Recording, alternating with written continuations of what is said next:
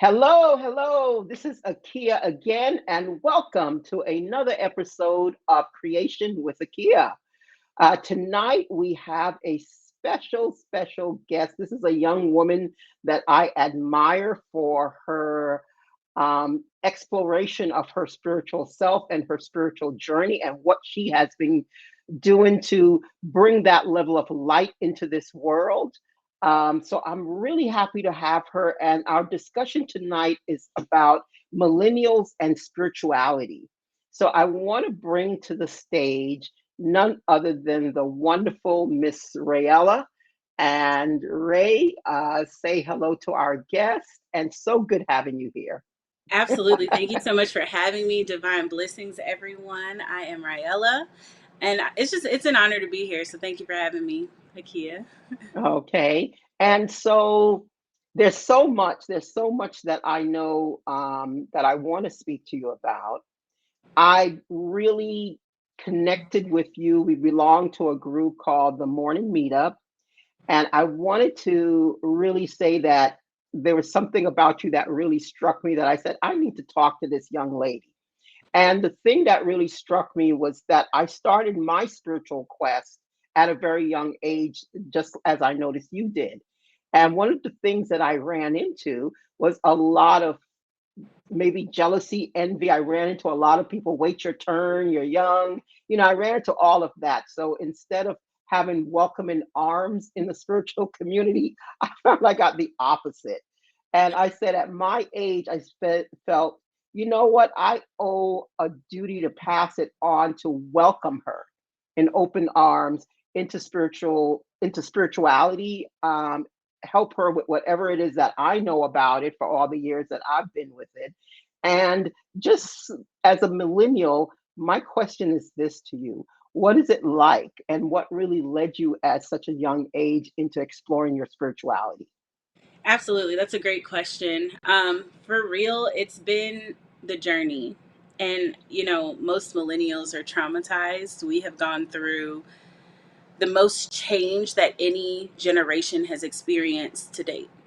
And what I mean by that is like through technology, through our society, through economics, there's been a lot of changes going on around us, and we're the ones that have to deal with it.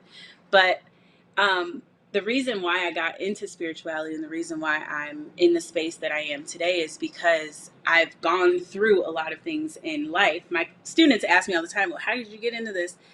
And I say it's because I've been to hell and back so many times that now I have the roadmap. So it would be selfish of me not to share that roadmap, right? So that's what I'm here to do. I'm here to share with you guys exactly what it is like that you can become no matter what it is that you've gone through. And so that's kind of how I got into it. And I really believe that like millennials are the ones that are to break the generational curses. The energy has been flowing a certain way for so long, hundreds and hundreds of years. But now we're moving more into like a feminine age as to where it was more masculine dominated before. So now there's need for change. And so the millennials, our generation right now, is here to bring forth that change. Okay, so Ray, you brought up two really interesting points. You brought up the break-in of these generational patterns and cycles and curses Mhm. that we've been yoked under, like really way down under. So that's one thing I want you to answer. And you also brought in this transition or change period, the transformation that's happening from a very hard, maybe masculine, which is the P word, patriarchal society, and we're moving more into our feminine. And I'm really wondering, because I'm asking you two questions, so we're going to take one at a time. I am really wondering if it's actually feminine or we're coming into a balance. So those are things that we're going to discuss and kind of tackle. But definitely tell us some more why you feel that you're the generation that's here to break these cycles and these curses. Yeah, for sure. And I can't wait to answer the second question too. So first question, why we're the ones. We've been going through, and if you think the way that our lives were set up before, right? So men run the household, women are to be submissive and just be married and be a wife and have children, whether if they actually like their husband. I mean, if we really go back to our ancestors, like our ancestors would basically give women away in order to get like a level of like clergy or what is it, a level of status in the community. You know, they would put you in a family so that that family can benefit from the cattle or the different things that the family had. So basically what would happen was women would get shipped off basically, and they would have to just be quiet and mind their role and play their part. But that doesn't really speak to anyone's happiness. And so what happened over time, let's take like in the 80s, they put in the affirmative action, right? Where they said like only a certain amount of black people were allowed to work in the workplace, and they had to have these ratios, which caused, and all of this stuff is like was built in the system, right? Where it was caused that people ended up losing their jobs, and men started having to find ways to provide for their family, and then the government came in with like government assistance for single mothers. All of these things started to play a factor in breaking up the family. And so what that did to us psychologically is that created a lot of trauma. Right now we have children growing up in their household, mothers that are unhappy and dealing with a marriage that they don't have to, men that are like turning to the streets to in order to provide for their family, going to jail, and now there's absentee fathers in the home. All of these things play a factor in the psychology of the children that are growing up. So basically, with us, and that, so let's say the 80s, that's like a generation before us, right? Even the boomers before that, that were, and I believe, Akia, that's your generation, right? The boomers, even the Yeah, boomers. I'm part of that boomer. Well, I'm kind of tail boomer and beginning of the X. So I'm like Gen Okay, X and end of boomer, head of X. So I'm somewhere on that cusp. I got you. But But I know the even you trauma you're guys, talking about. Yeah. yeah, you guys went through war. I mean, the Cold War, the Vietnam War, like even some at the beginning of the boomers is the World War II babies, you know. So Hmm. you guys have gone through a lot of trauma as well, losing fathers as well from to war, you know. So these things actually affect the children that are growing up in those households. But now that we're shifting, and I think these two kind of go hand in hand, now that we're shifting into a more feminine energetic space, and I know you said more balanced or feminine, I say feminine because we need more feminine in order to create that balance. We Correct. were over masculated. Like our society, and it's like, let me explain what that means for people who are like, well, what Okay. does that mean? Yeah. So we live in a patriarchal society where man runs the world, right? If man says do this, that's what we do. Who's in power? Men, right? And women just had to be submissive and succumb. That was our role.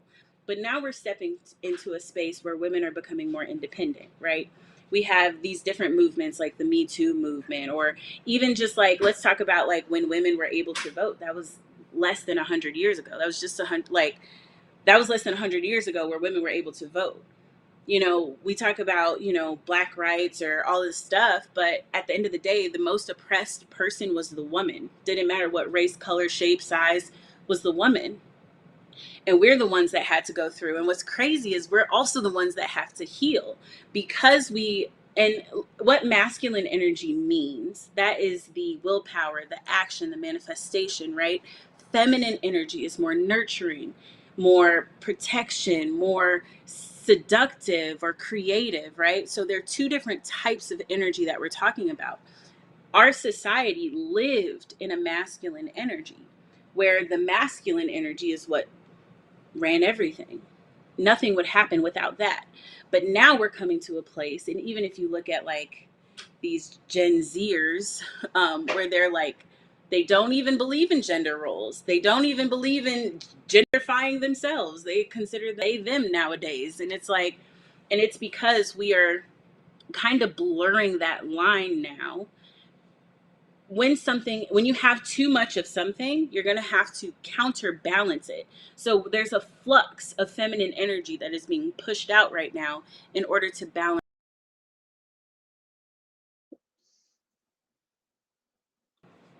I'm not sure what happened. You just went off. I'm not sure either. I was talking. I think you were hitting a nerve, maybe. Listen, the energy is thick over here, okay? It is. It is. Yeah. So you were saying about the energy, the feminine energy that's needed to balance, that you had something. It's a concept that we have in Chinese medicine called the yin and the yang. Everybody's seen it, the black and the white sign, and there's a bit of black in the white, and there's a bit of white in the black, and it looks like this kind of thing that kind of shaped like this. The yin Yeah. and yang sign. Most people are familiar with it. Mhm. And what happens is that the concept is that you go ultimate, you reach a peak or the ultimate yang, and when you reach this peak that it can't go no more, it shifts and become yin. So that's like the masculine turning into the feminine. So each one they keep balancing each other, but they can't exist without each other at the same time. That is very true. And So you feel that that's where we're at, where we've reached the peak of masculinity, and it's turning like yin and yang concepts, that it turns to the other side. Like you have absolutely. daylight to a certain point, then you go into night. Yes. No, and the universe requires balance, right? So when anything gets shifted from balance, there has to be an event that creates balance again. So I like to use examples. And I remember when everyone was freaking out because Kanye said that slavery was a choice. Do you remember that, Akia? And everyone was going crazy. Well, the reason why he said that is because something has to happen in order to change the way that we're moving, right? He would in that same interview he was talking about Donald Trump, and this isn't about politics or anything like that, this is just for the sake of the example. But he said the reason why I like Donald Trump is because he's a wild card. Sometimes you have to destroy in order to create. Now that's a very Thanos thing to say, and I'm not necessarily saying I 100% agree with that, but what I am saying is that sometimes when things get out of balance, when things get out of focus, there needs to be an event that balances it back out. And I think what's happening now is that transition to balance. Hmm. You can see it in politics. You can see it in even in the recent pandemic, like when they shut everything down, that gave us time to sit down and really analyze what we were doing, how we're thinking, the things that we're going through, and if it actually makes us happy. A Hmm. lot of times people just follow the steps because that's what they were told to do and not because that's genuinely where your heart is. And so when you're leaning more into that feminine energy, you're allowing your creativity to flow freely. I don't know if you've noticed, but there are so much more entrepreneurs today than there ever have been ever since the pandemic, ever since the shutdowns. Right? Hmm. People had time to sit down and really like realize like what makes me happy, what do I enjoy doing, and allow that creativity to flow. And that's that feminine energy, the creativity, right? That Yeah, seduction, right? All of that, the nurturing, even the way that we look after each other now. Gangs aren't fighting like they used to before the pandemic. There's true. unification in a lot of the gangs that are out here right now. And that is because there's a lot more feminine energy that is flowing freely at the moment, in my That opinion. that makes a whole lot of sense, that you're changing from one to the other. And what you said about things need to be broken down and destroyed to create something new. In every single phase of life, you see it. Even in biology, we have what you call like a blast cell or a class cell, BLAST and CLAST. So, like in the bones, they call it osteoclast, osteoblast. So, what a osteoblast cell is, the cell that grows. Then it grows to a certain point, then you have an osteoclast cell that destroys that cell so a new one could grow. A cell that grows uncontrollably and never stops is a cancer cell. So in order for your body maintains that balance by creating and destroying continually. It's the same thing you see. It's like you're farming and you're planting a field. You got to dig up that field. You got to plow it up. You got to destroy that plane of earth to plant something new there. And then after a while, you've got to like burn that grass, or burn everything there and destroy that and let that heal before you could plant anything again after a while. So even in Yeah. nature, you see everything gets destroyed and come back. And even when we had hurricanes living in Florida, it looked like all these trees were broken and they looked horrible. But then a few months later, they had all these new branches and leaves and everything, and they looked so lush. So it looked like they got a pruning from the Yeah, hurricane. So it's like everything in life has this continuous cycle, and that's why they say yin and yang. It reaches a certain point and it turns to the next phase. So that's very absolutely. true. That's like a principle in the universe. And when I think of that, I don't really think, yes, we're called feminine and masculine, but I don't really, I think it's more of a principle, a universal principle that's there, a spiritual principle that's there, both the feminine and the masculine, because those two principles have to coexist together for anything to Absolutely. exist, for anything to manifest or be created in this universe. You need both of those principles. A and 100%. and like you said, you had too much of one. And the my hope is that, because what I do see happening a lot, and I see this happening especially for people in that millennial generation, is this male female war and attack on each other. Yeah. Oh my God, the level of attacks. I just hope, I'm like, why are they attacking each other like that? Hmm. Men are attacking women, and I see it specifically in the Black community. Hmm. I don't really see it amongst other demographics. Maybe it does exist and we're not seeing it, but I mean, you turn on the internet and the men are like attacking, brothers are attacking sisters. And now I notice the sisters are starting to attack back and attack the brothers. And it's like, wait a minute, we're never going to get anywhere if we're at each other's throat, constantly attacking each other. So I don't know how you guys navigate in the world where you need each other, have to date or meet someone. How do you do it in your generation? It must be Yeah. hard. That's a great question. And like, before I answer that question, I kind of want to go into that a little bit. That's the conditioning. And for those of you that don't know me, I study neuro linguistic programming. So I pay attention to the way that we're conditioned and how to recondition your mind, right? And I teach my clients how to do the same. And so when you look at conditioning, it is something that we're told over and over. Like I said, back in the 80s in the affirmative action, they created this system that broke the Black family apart. Why? Because together we stand, divided we fall. If they can Mhm. divide us, we lose our power. And it's crazy because you still see it playing out today from something that happened over 40 years ago. So, what's happening now, as you still see some of these things, there are some of us that are waking up and that are like, hey, what we say to each other matters, how we treat each other matters. Together we stand. And there are a few of us that are standing up for each other, that are deciding to come together and create sacred spaces such as this, such as the morning meetup, such as a few other things that we have been, you and I, at least specifically Akia, have been a part of. Black people are starting to come together more. And while social media is still at its apex right now, we see a lot of that negativity because that's what the expectation still is. But right now, we're changing, we're shifting course. There might be a major herd of people over here, but there are a few trickles that are going this way. So part of it is choosing. So, how do we navigate? Was your question? Yeah, how do you navigate? How do you date in all of this mess? Part of it is choosing. First of all, you have to be Mhm. aware. Um, I wasn't always aware. As a matter of fact, I often operated in my own over masculine energy. And that was because I was in a space of survival mode. I was in a space of, I need to make this happen in order to survive. So that willpower, that action, that sense of manifestation, that go get it energy came from the fear of not having. And I know a Mm. lot of women out there can resonate with that. Like, if you grew up without your father in the home, and you saw your mother have to literally do everything, go to work, take care of kids, cook dinner, do this, do that, and that's what you see, that's what you believe, that's what you're conditioned to believe is how things are supposed to go. So when it comes down to you growing up and you being in relationships and looking for a partner, your mind, you think that that's all the things that you're supposed to do.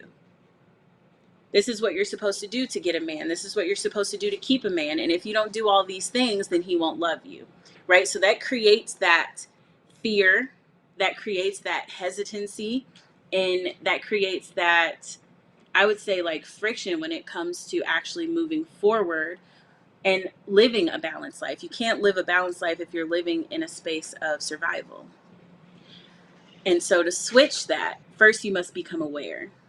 That's the first thing I say. Become aware. And then second, you make a choice. Okay, I don't necessarily resonate with all of this chaos. So I choose to put myself around people, or I choose to only focus on content. Like when I go on my Instagram, it's all about spiritual stuff. It's all about the universe. It's all about, like, I don't hear all that drama and all that craziness, because that's not what I choose. I choose my own algorithm, and you do the same in your life. You choose the algorithm. You choose what you attract. You choose the experiences you go through by the way that you act, the way that you feel, and your focus.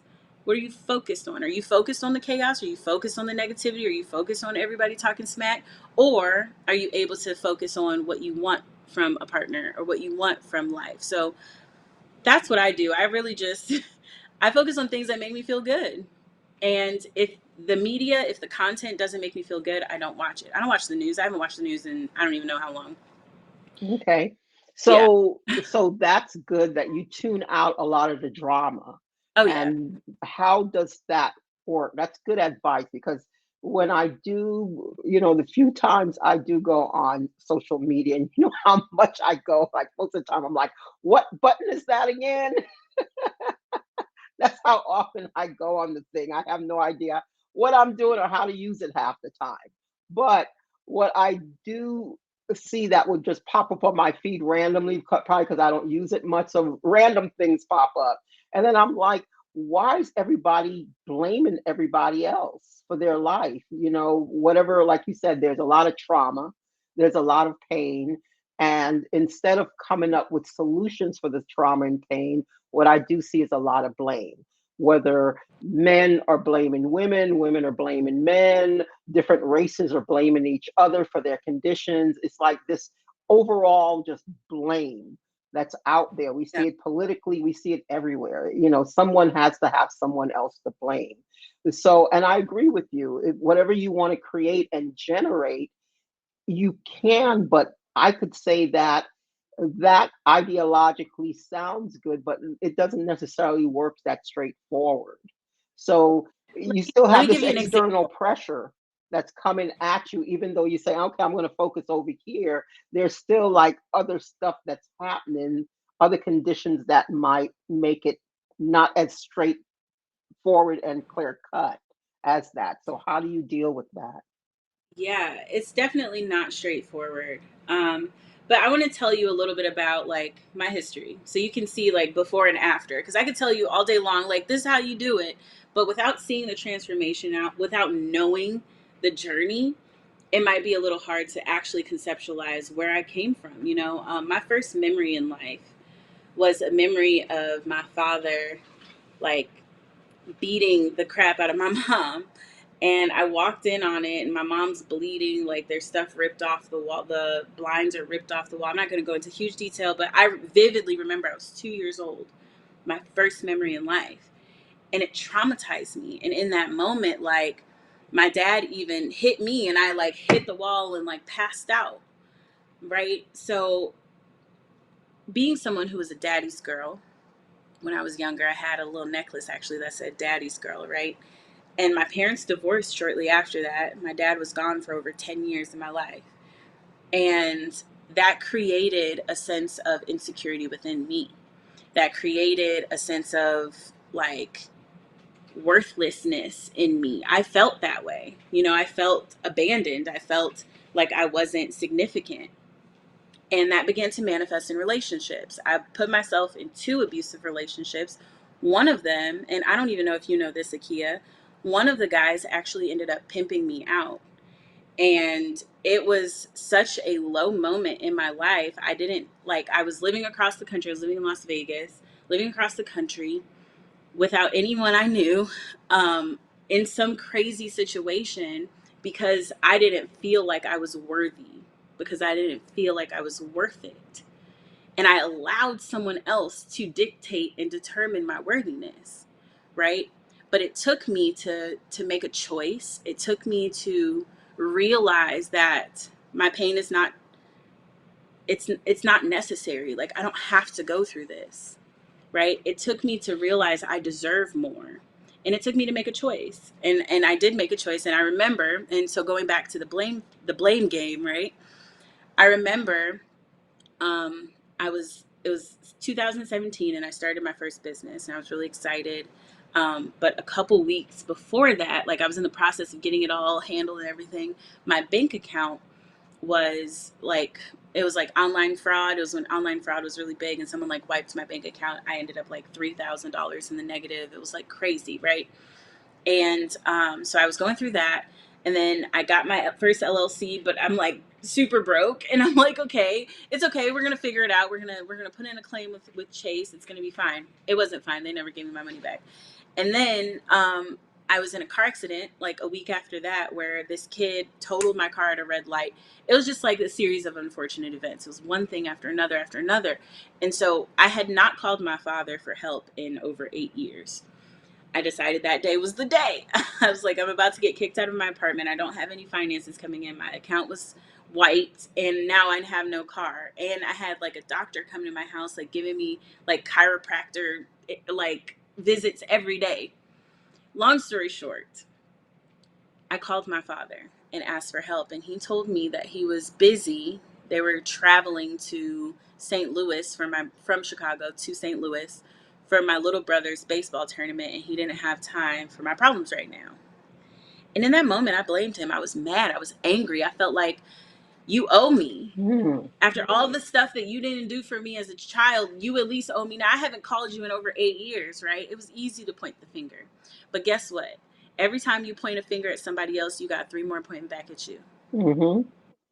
I have a choice to allow him to continue to disappoint me or put my big girl panties on and get it done. Get yourself out the situation, child.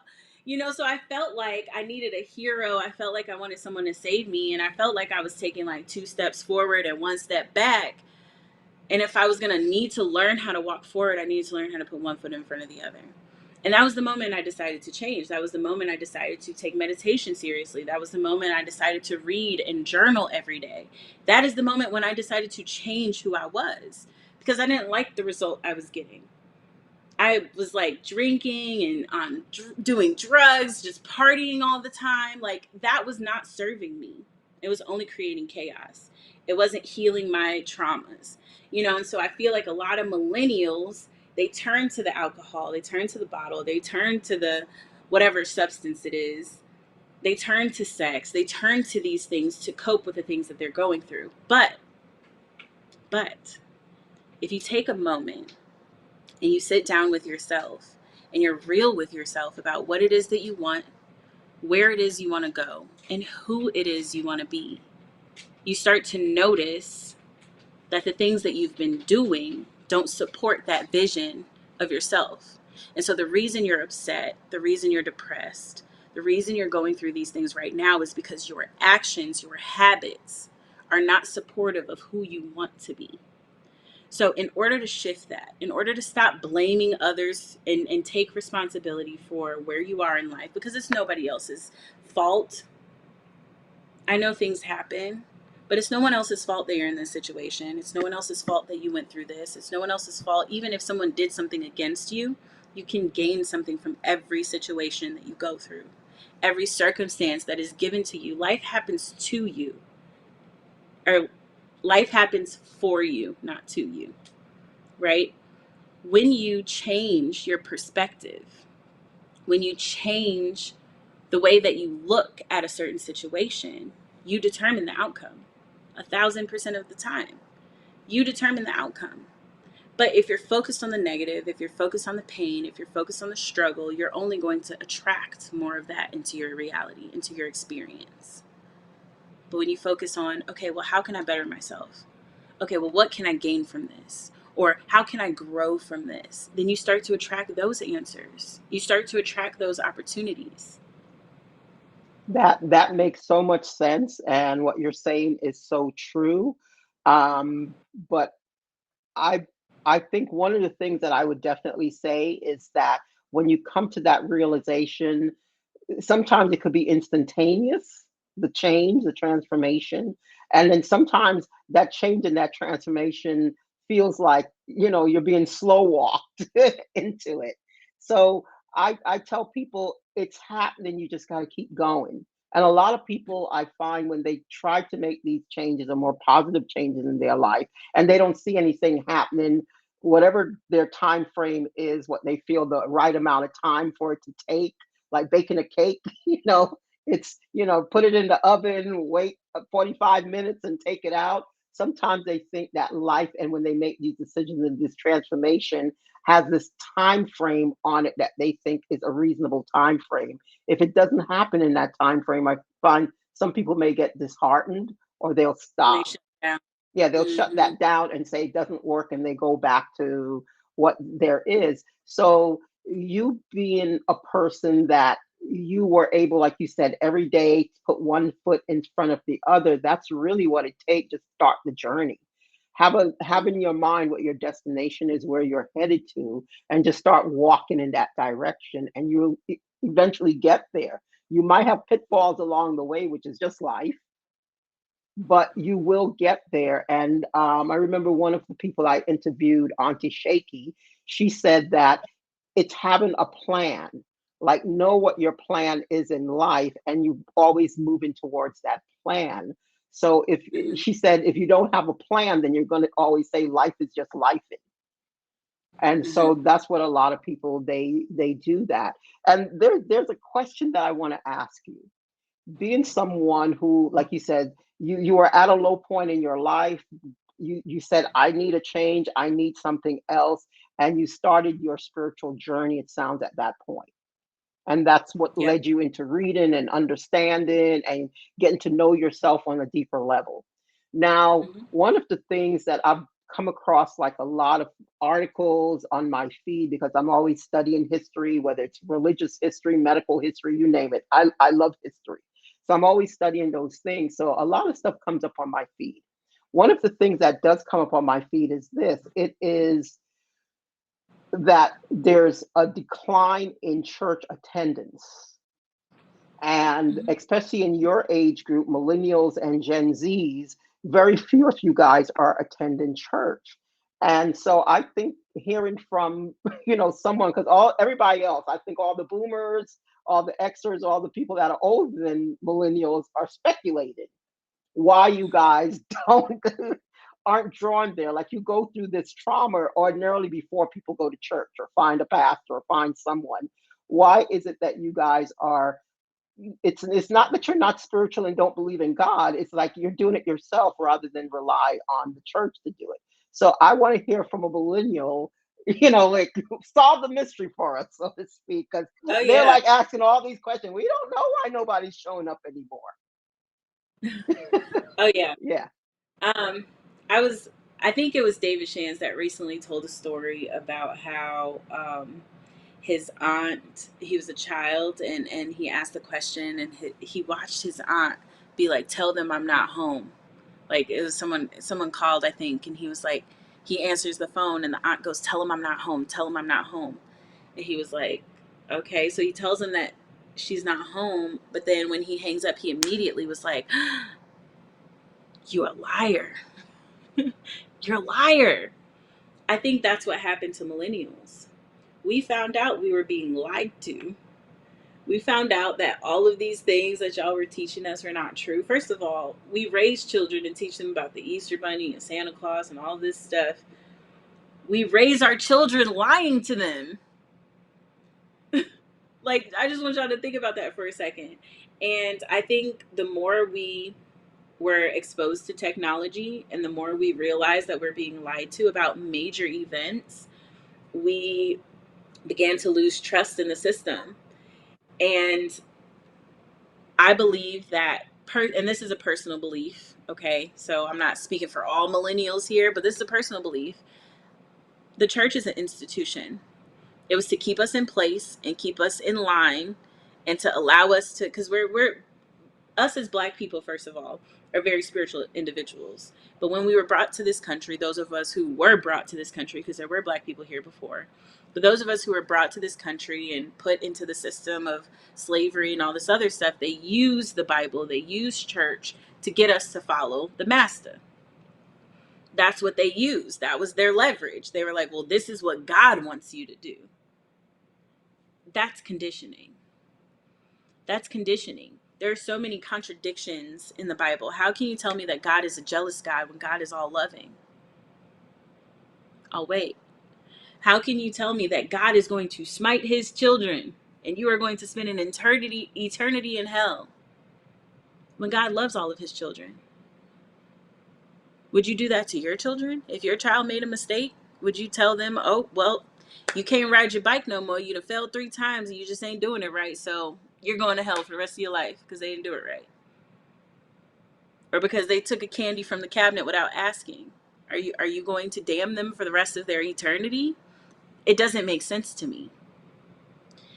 The God that I believe in is all loving, forgiving, understanding, and within me.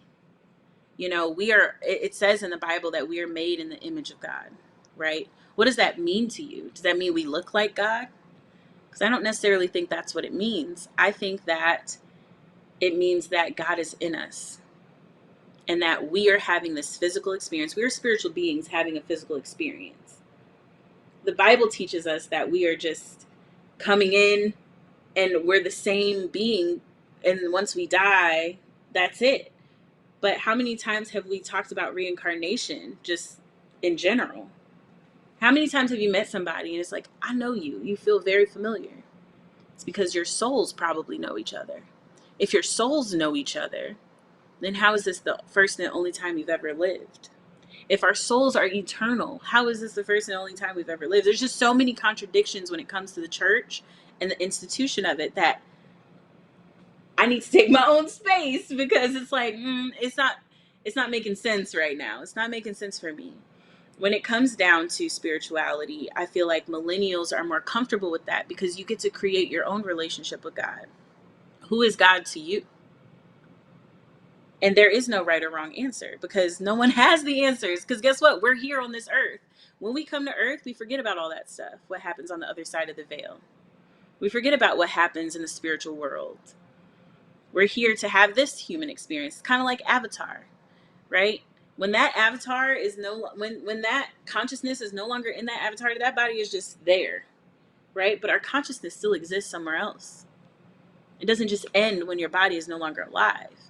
And so once we kind of learned some of these things, and once we found out that they lied to us in school, I went to Catholic school until I was 8th grade. I graduated 8th grade from Catholic school, like from preschool to 8th grade, I was in Catholic school.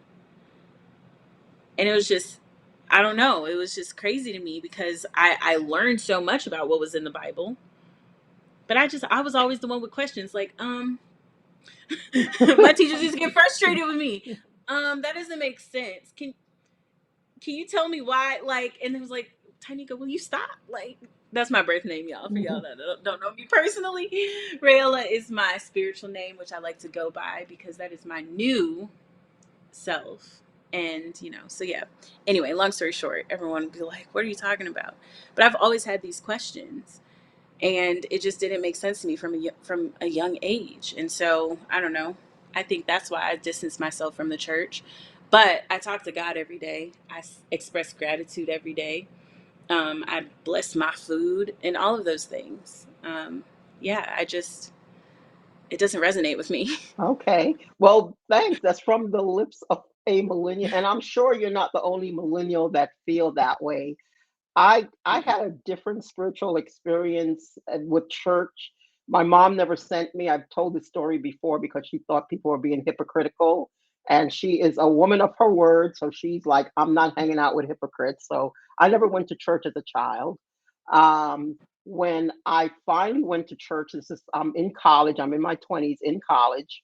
And people invite me to their services and I go, whether it didn't matter whether they were Baptist, Hindu, Buddhist, Muslim, Jewish, you named it. I lived in New York. You had like Chicago, right? You have just a wide range of, it's a metropolitan place. You have a wide range of people, wide range of belief systems. So I went to almost every single place of worship you could imagine.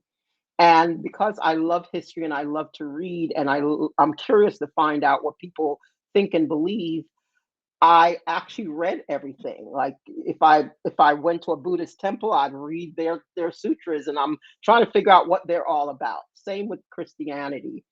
And when I read the Bible, the stuff that struck me, like there was only a few things. It's like a lot of it didn't make sense, like you said, like I don't get it kind of energy.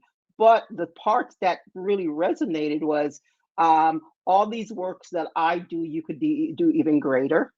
So that struck me as, oh, that must be true. It's in the Bible. This is the word of God. It must be true because I'm like 22. I have no other frame of reference. So that must be true. Right. I didn't have any indoctrination in a particular faith. It was just like, that's true. Why? Jesus said that you could do greater than him, and he did some great stuff. So I just took it as a fact.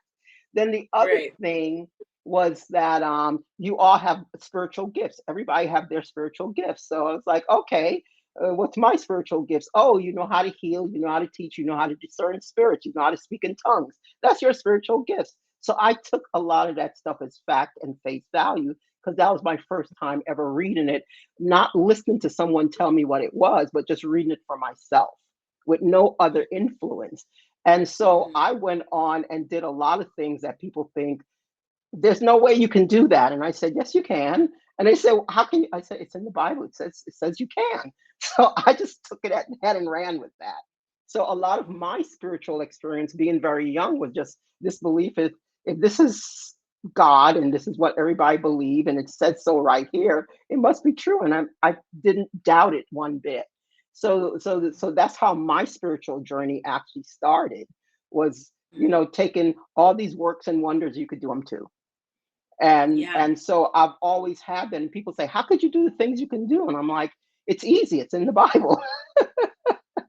So it's a different And perspective. I didn't get a lot of the harshness of the Bible and the you can't and why you can't do things. I got the opposite because I didn't have any former experience with it till I was about 22 or so. that goes back to what we were talking about earlier, just about the conditioning, Hmm. right? And your perspective. You chose the perspective that you wanted to, the information you wanted to pick from the Bible, Yeah. as to where we're told every Sunday when the pastor goes up on the pulpit and tells us his interpretation of what we just read, Hmm. right? So it's still influenced by someone. And I watched my dad, and may his soul rest peacefully, but I watched my dad go to church, and everyone in church loved him, but when he came home he was a tyrant. Hmm. Like, how can this be a good place? Yeah. How can this be a good place when the guy you guys worship, like, I mean, everyone, like, when I would He walk was the through the door, best. oh my God, that's your dad. We love him so much. I had this girl who came up to me at his funeral crying and was like, your dad was like a dad to me. He taught me so much. He taught me how to, pick a man. This is my husband right here. If it wasn't for your dad, I wouldn't have met my husband. And I was just like, wow, He he didn't ain't do never that did at that for home. me. Yeah, he didn't do He that at ain't do home. that for me. You know what I'm talking about? What? Yeah, I And I I was I was happy for married the to girl. I was married to a guy like that out in public. Everybody thought, what a great guy. I mean, I would have men, literally, men will come to me and say, wow, you're so lucky to be married to him. He's such a great guy. And I'll look at them, if you only knew. You only knew. Yeah, he was not like And that behind closed doors.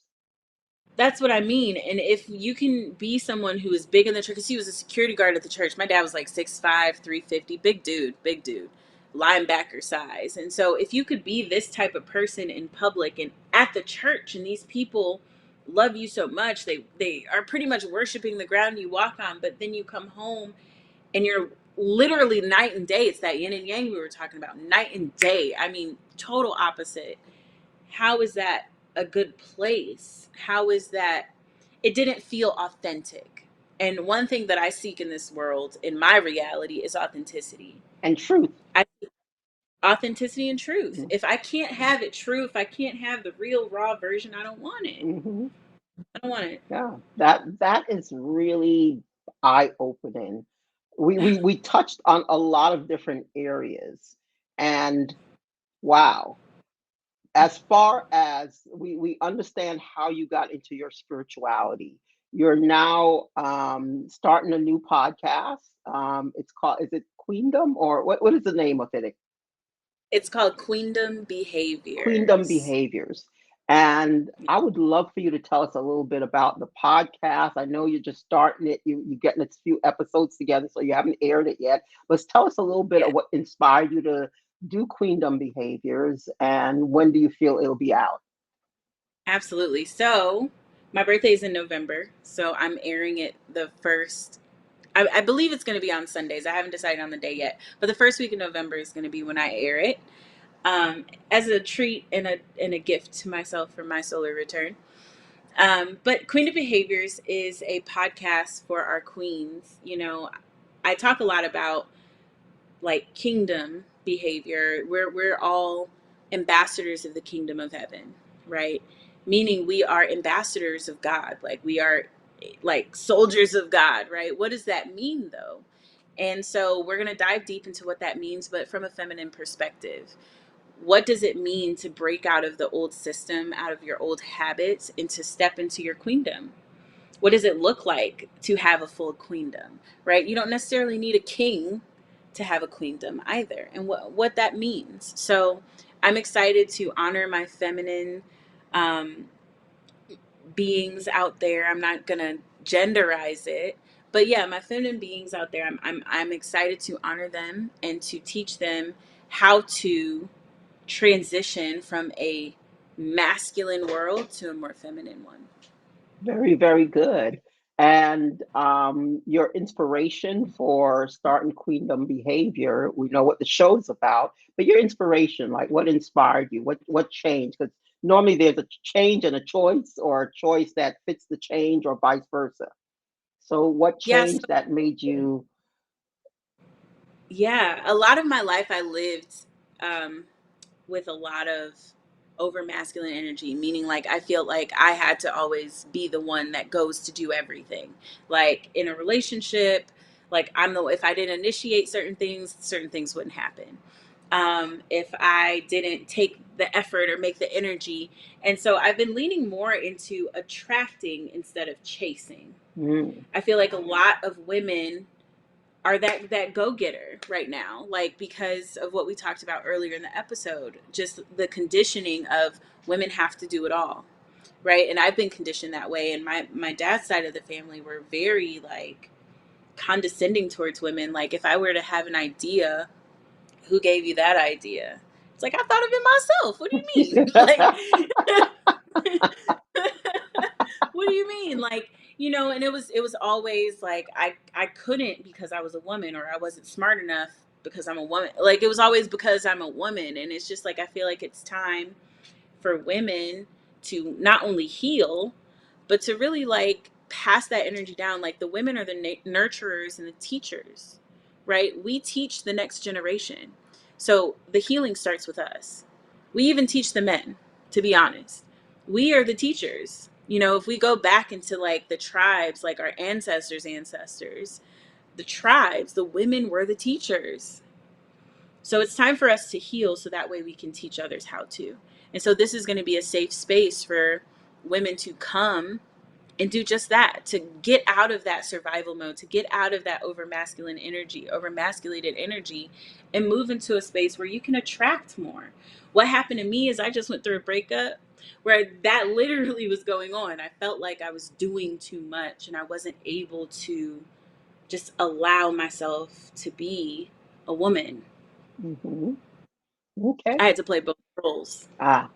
That's So, never good. That is never good. I understand that concept. I watched my mother do yeah. it, and Yeah, me too. I did it 95% of the time. The 5% was like, I'm like, that's a line that I don't cross. You're doing that part. So, Yeah. so he was And responsible for what's 5% of the stuff, amazing, but I did the other 95%. no, I resonate with that. And what's amazing too is what I'm learning. When you're able to let go and let flow, Mhm. things just flow to you. Yeah. Things like magic, like magic. Like, okay, I'll give you a quick example. I was in a situation where my ex and I were putting together an event that we had to cancel. It ended up being like several thousands of dollars in debt. So, because of that, and right before that, totaled my vehicle. He was driving, he ended up totaling my vehicle. And so, lost the vehicle and now thousands of dollars in debt. So, some of the money that went from my insurance claim had to go to the debt, right? So, I didn't get a vehicle. I'm like, okay, well, I'm going to need to get a job or something to get this money back up to pay off this debt. I put my mind to it. I decided to get this job. I got a job, which I love, got promoted within the first 3 weeks of working there. They put me in a company vehicle the first day of working there. And I'm still in the company vehicle today. I've been working there for over 2 months. Nice, And nice. yeah, and it's just like all of the things, like also like living situation. Him and I were living together. Now I'm in a space where I don't have to necessarily pay for where I'm living at right now. And it's paid for by the company, and it's really cool to be able to be in a space to where all of my needs were met just because I put my mind to, I'm done with this situation. I'm looking for something better. And when you're balanced and when you allow things to flow to you and you let go and let flow instead of forcing the square peg into the round hole, it just flows to you naturally. Whatever you need gets delivered to you. But it starts here. It starts with your belief. It starts with your perspective. Do you look at this as like a bad situation, or do you look at this as an opportunity for what you asked for? That's so true. That really is. Uh, you said so much right there that I hate to do this to you. I'm asking you to give us a word of wisdom before we Yeah. close out because that was a gem right there already. Absolutely. So, Hmm. my word of wisdom is no matter what's happening to you right now, no matter what you're growing through in your life right now, you choose your perspective. You choose how you look at it. You choose your emotional response. If you choose to be angry, if you choose to be disappointed, if you choose, and it's fine to experience those emotions, right? Don't get me wrong. Experience your emotions. But how long are you staying there? Are you staying in a space of anger? Are you blaming others? Are you staying in a space of like fear, right? Or are you allowing yourself to feel the emotion and then you respond instead of react to whatever that situation is? If you allow yourself just that time to respond instead of reacting, the outcome will turn out way different than what you probably could have expected. That is really said. Thank you so much. And we see there on the screen that this is for your Instagram. People could reach out to you. Is that the best way for them to reach you? We'll also put it in the description box for the YouTube video. Uh, if there's any other links you'd like them to reach, that will be in the description box. But is there any other way you'd like people to reach out to you? Of course, Instagram is great. You can find me on Facebook as well with Raella Aizian is my last name, Ayizan. Or you could go to collectiveco.info. That is my website. You can go there and contact me as well. Hop on the email list. Okay. Well, thank you so much, Rayala. Thank you for tonight. And I really appreciate you coming out. This was amazing. Lots of wisdom from someone as young. You could get wisdom from everybody. You don't have to be old and wrinkled to give wisdom. Lots of wisdom. And we see why she's been called to do such a good spiritual gift with other people. So thank you so much for coming out. I appreciate it. And thanks again tonight. That was another amazing episode of Creation with Akia. And oh my goodness, Rayella just dropped so many gems, so many pearls all over the place. Um, I just thank you all for coming out, and we'd like to ask you to like, subscribe, and share this with people you feel would need this. And thank you all, and peace out. Mwah.